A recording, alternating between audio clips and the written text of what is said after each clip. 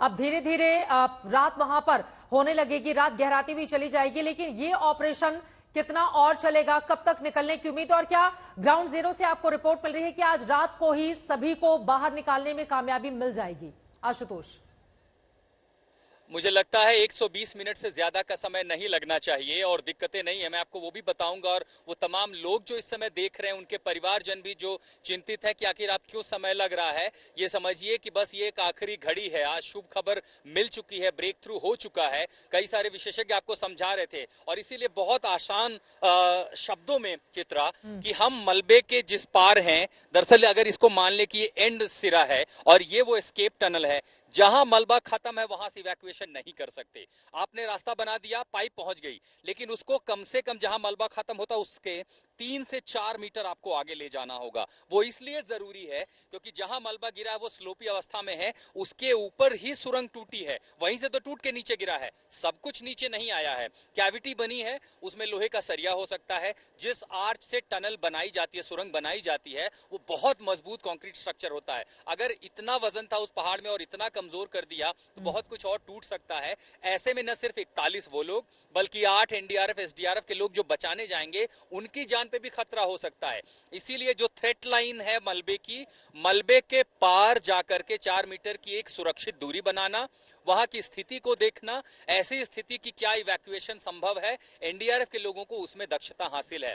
फिर वहां बनाया जाएगा एक प्लेटफॉर्म, क्योंकि जो पाइप जा रही है वो एक सर्टेन डिग्री ऑफ इंक्लाइन पर है, वो पूरी तरह से 100 मतलब पैरेलल टू अर्थ है, पैरेलल टू सरफेस है, लेकिन थोड़ी इंक्लाइन पर है और थोड़ी ऊंचाई पर है। ठीक तो है आपको एक प्लेटफॉर्म बनाना अभी होगा। चूंकि आपके सामने कैमरे पे लाइट लगी हुई है, मैं चाहूंगी कि अगर लाइट ऑफ करके आप बता पाए कि वहां पर ऐसा लग रहा है कि अब अंधेरा हो चुका है, और मैं चाहूंगी कि फिर पीछे की तस्वीरें भी हमारे दर्शकों को दिखाइए आप, आशुतोष।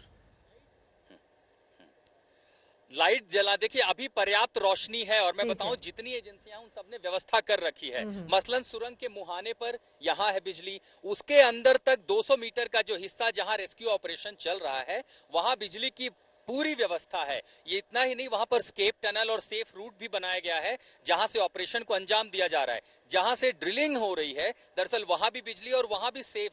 मतलब देखिए सबसे पहले जरूरत क्या था, आप इवैक्यूएशन रेस्क्यू कर रहे थे, लेकिन जो इस मिशन में है उनकी जान को खतरा नहीं पहुंचा सकते, वरना पूरा ऑपरेशन ठप हो जाएगा और संख्या जो होगी बचाने वालों की, जिनको बचाने की जरूरत ज्यादा हो जाएगी। तो अब ये कोशिश है कि जैसे इस पार के लोग सुरक्षित हैं, उस पार पाइप पहले सुरक्षित ठिकाने तक पहुंच जाए, जो एक सेफ मार्क होगा। सेफ मार्क के बाद फिर एक एक करके उन मजदूरों को जो स्ट्रेचर भेजा गया है उस पर रखा जाएगा। और आप सिर्फ रख के ऐसे धक्का नहीं दे सकते, उन स्ट्रेचर पर आगे और पिछले हिस्से पर बेल्ट लगी हुई है, उस बेल्ट से उनको हल्का सा बांधा जाए ताकि वो स्थिर रहे, क्योंकि आपको 67 से लेकर के 60 मीटर, लगभग 57 से लेकर के 60 मीटर की दूरी तय करनी है। तो उनको कम से कम इतनी हिम्मत देना कि बस अब कुछ सेकंड की बात है, आप चले जाएंगे। अमूमन समय 2 मिनट कहा जा रहा है कि लग सकता है, लेकिन उस स्ट्रेचर में फ्रिक्शन नहीं है, उसमें पहिए लगे हैं, बेरिंग लगी है छोटी छोटी, जो आराम से आपको एक स्मूथ राइड देगी। दोनों सिरों पर रस्सी बंधी है, जैसे आपने उसको पाइप में डाला, मजदूर को आपने उसमें लेटाया, हमारे भाई जैसे उसमें लेटेंगे, उसके बाद दूसरे हिस्से से उसे खींचा जाएगा।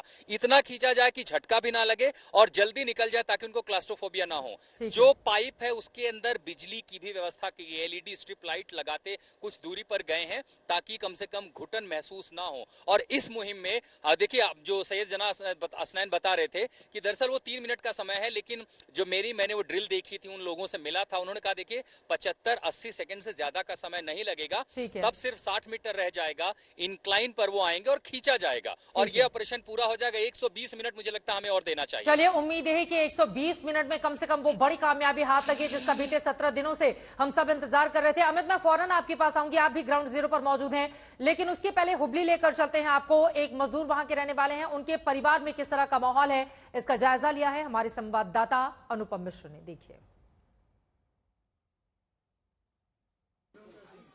इस वक्त हम लोग सौभिक पाखीरा के घर में हैं, हुगली में, जो उत्तरकाशी के टनल में फंसे हुए हैं पिछले कई दिनों से, और यहाँ पर उनके घर में अभी पूजा पाठ चल रहा है।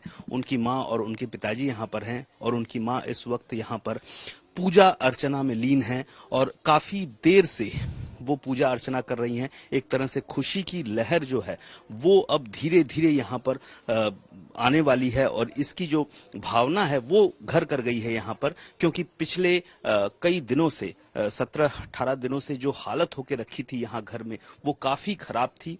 एक बीच में तो ऐसा भी हुआ था, आशा भी छोड़ रहे थे ये लोग, काफी अपील की गई थी, लेकिन अब जैसे धीरे धीरे टनल के पास टनल जो रेस्क्यू वर्क है वो पूरा होने वाला है और उसकी खबर जैसे ही इनको मिली है वो यहाँ पर पूजा पाठ, जो सांध्य पूजा पाठ होता है वो शुरू हो गया है।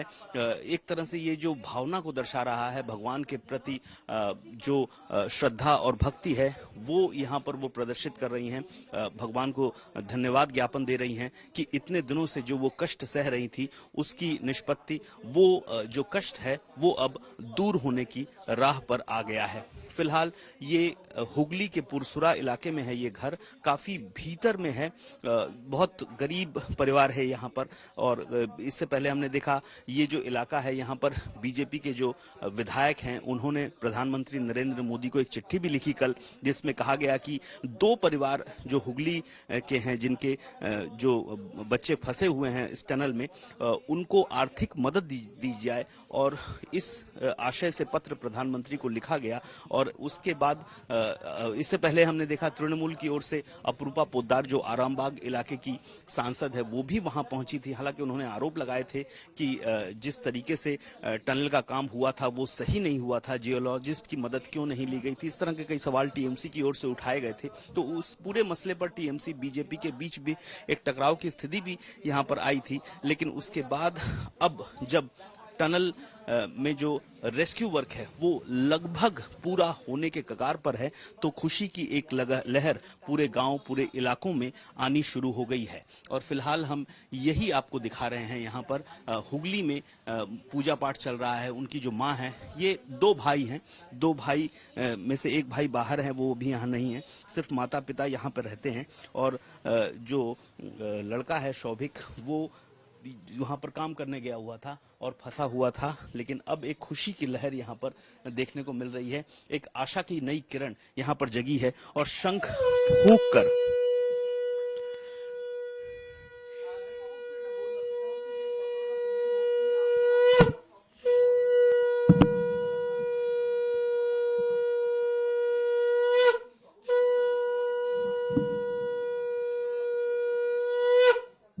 शंख फूंक कर जो आशा की नई किरण जगी है, जो लहर जगी है, उसको यहाँ पर एक तरह से उसका अनुमोदन किया जा रहा है। और एक तरह से जो बंगाली साड़ी होती है लाल पाड़ की, जो विशेष अनुष्ठानों में पहनी जाती है, वो पहनकर इस नई जो एक जिंदगी मिली है इन मजदूरों को, उसके बाद उनके घरों में क्या स्थिति है वो अभी हम आपको दिखा रहे हैं। कैमरामैन प्रबीर विश्वास के साथ अनुपम मिश्र, आज तक हुगली।